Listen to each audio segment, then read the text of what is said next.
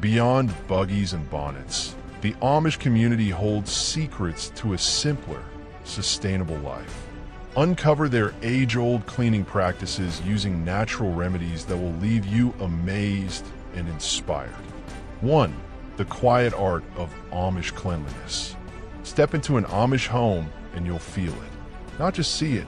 The air, crisp, clean, unbothered by chemical clouds or artificial scents. Everything in its place. No noise, no rush, just calm. It's more than tidiness. It's a lifestyle, a philosophy, a deeply held belief that the way you care for your home mirrors how you care for your soul. The Amish don't clean like we do. They don't just tidy up. They attend, with hands that move slow, steady, intentional. There's no Alexa reminding them, no Roomba humming in the corner. Just generations of wisdom guiding each swipe of a rag, each sweep of a broom. Cleaning isn't a chore. It's devotion, a ritual carved into every sunrise and sunset. And honestly, there's something sacred about that. 2. Vinegar over vanity. You won't find brand name cleaners in their pantry. No bright bottles. No screaming labels promising miracles in 10 seconds or less. Just vinegar. A lot of it. White apple cider. It doesn't matter. It's their holy grail. You spill something sticky? Vinegar. Greasy stovetop? Vinegar. Streaky windows? Yup, you guessed it. Vinegar mixed with water. Sometimes with a bit of lemon peel thrown in. Maybe lavender if they feel fancy. But usually it's just basic. Just raw. They believe in it. Trust it, because it works. No fluff. No toxins. No polluting the earth while wiping the sink. You see, for them, cleaning isn't about a fake shine. It's about what's real, what's honest. And vinegar? It's about as honest as it gets. 3. Baking soda isn't just for muffins. There's a jar, usually labeled in pencil. Worn edges, kept somewhere close. Maybe under the sink, maybe in a cupboard. Inside, baking soda, and not for baking. Nope, for scrubbing, for soaking, for fixing whatever mess shows up uninvited. That old frying pan? Rub it down. Mildew tiles? Sprinkle and scrub. Even carpets get a dose. And when mixed with vinegar, boom, a fizzing, foaming little storm that chews through grime without mercy. No synthetic scents. No colors that scream freshness but smell like a perfume aisle exploded. Just this gritty, gentle powder doing its job. They've used it for generations. And guess what? It still works, still safer, still better for your skin, for your kids, for the creek behind the barn, for everything. 4. Soap, but make it sacred. You won't catch them unwrapping bright neon soaps from plastic. Nah, Amish soap is handmade, pure, made with lard or tallow, sometimes with olive oil if the garden was kind that year. Mixed with lye, stir by hand, poured into wooden molds passed down through grandmothers. It's real soap, the kind that doesn't just clean, it feels like it heals. And it's versatile too. One bar for everything. Dishes, hands, laundry, even sometimes the dog. And they grate it, turn it into flakes, dissolve it into buckets. That bucket, it becomes your all-purpose cleaner. No need for 7 different bottles. Just one bar. No barcode. No marketing. Just a little slab of honesty. Made slow. Made with care. Made with love. 5. Children don't escape chores. They embrace them. Here's something wild. Amish kids clean. And not just when they're told. It's part of life. Like brushing teeth or saying grace. They sweep. They fold. They wash windows with tiny, proud hands. Why? Because it's not punishment. It's purpose. They grow up knowing that caring for your space means caring for the people in it. It's Saturday morning. You already know it's deep cleaning time. Floors get scrubbed. Sheets changed.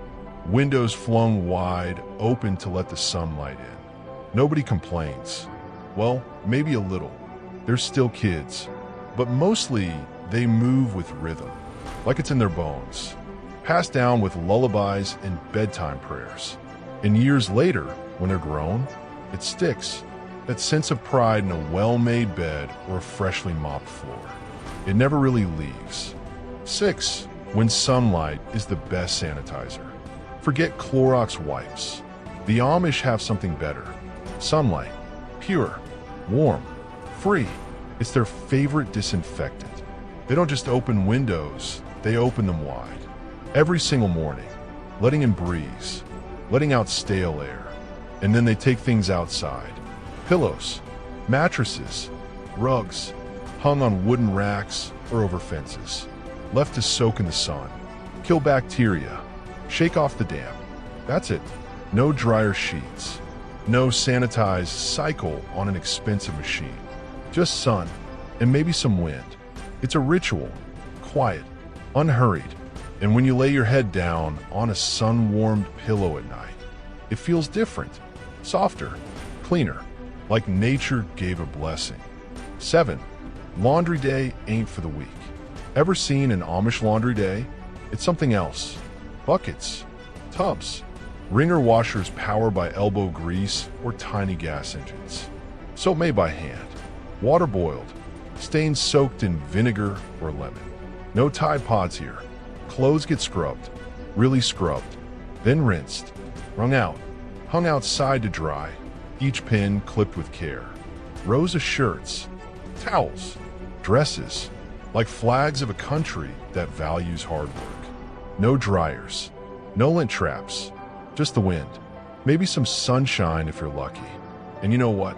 Their clothes last longer, smell better, feel fresher. There's something so grounding about laundry done that way.